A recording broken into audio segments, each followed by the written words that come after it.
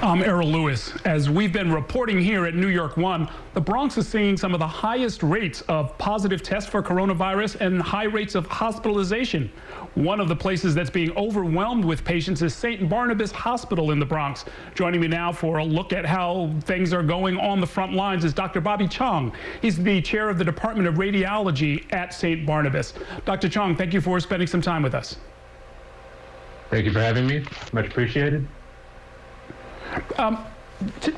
Tell me, how do things compare to what I guess we all knew was coming as far as a surge of patients? Are you seeing more than you expected or pretty much what you had anticipated?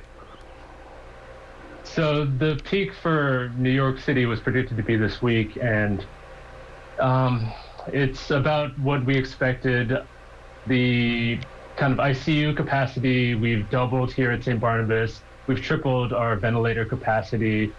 I mean, there's just the place where patients used to come for walk-in surgeries, that's now an ICU. The clinic right across the office from mine is now inpatient. We have ICU beds and endoscopy. So just everywhere we go in this hospital, we've opened to patients, and we're admitting about 35 COVID patients a day. We've transferred some to Javits. We've transferred some to Bellevue. It's busy, but so far, I think our preparations have been holding up. How generally do you make a decision if somebody shows up, for example, with fever or some of the other symptoms? How do you make a decision about whether to admit them as opposed to sending them home or to another facility?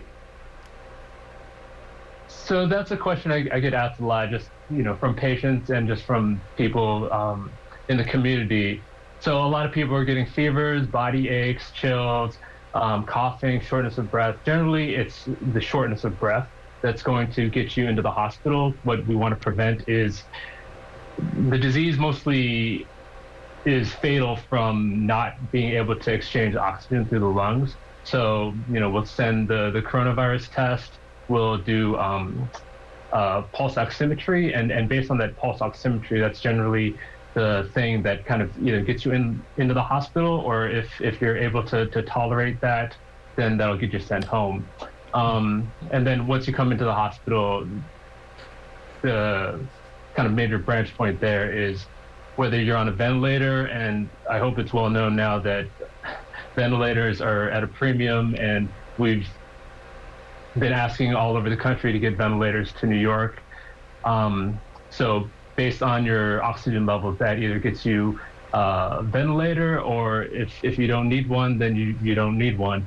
And we're trying to keep as many ventilators available for those patients that do need them. In terms of patients that we can transfer out, that's just basically who's available and what patients that we have that are sick enough to be in the hospital but maybe stable for transfer. As we've also been reporting, Dr. Ronald Verrier, the Director of General Surgery at St. Barnabas, died on Wednesday from COVID. Was that a matter of there not being the right kinds of protective protocols or equipment available? I mean, that's hard to predict. Before COVID, anytime we went into a patient that had precautions, needing an N95 mask, needing a gown, we used to put on a new N95, and when we were done, we would throw it away. Now, like the rest of New York, we've had to reuse them. We have protocols to re-sterilize them. It's hard to predict. I feel at this hospital, we go over and above the CDC guidelines. The culture here, almost when you walk into the door, we're wearing N95 masks, we're wearing goggles, we're wearing shields. I think the disease is that dangerous for some people, and the loss of Dr. Verrier, he was a friend, he was beloved by all, he was just a legend in this hospital, in this community, and that's really hit us hard. I mean, there's been other coworkers that have passed away from COVID here. I can't say for sure. It's because we don't have enough personal protective equipment. We're doing the best we can, and I think even under the best circumstances, this is a dangerous disease, and it needs to be respected. Right. Oh, doctor, why does the Bronx, I mean, knowing what you know about the underlying health conditions in your area, why does the Bronx have a disproportionately high number of both fatalities from COVID and numbers of people who are testing positive? So the Bronx, even before COVID, had, I believe it was rated the 62nd out of 62 counties in New York in terms of poor health. There's high rates of asthma, high rates of hypertension, high rates of diabetes, high rates of HIV, high rates of hepatitis C. Even though we're across the river from Manhattan, there's not enough doctors here. There's not enough access to healthcare. There's not enough health literacy.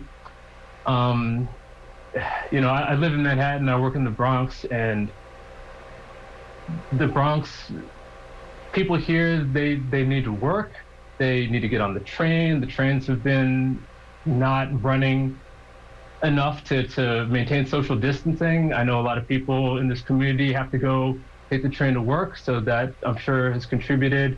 And this whole epidemic has just highlighted all these health disparities, all these class and social disparities that, as you said, have hit the Bronx hard. I think, you know, we're fourth in terms of population of the 5 boroughs, but we're right up there with Brooklyn and Queens in terms of diagnoses, and we're outpacing most places in terms of fatalities. So it's just really highlighted the challenges we have here in the Bronx.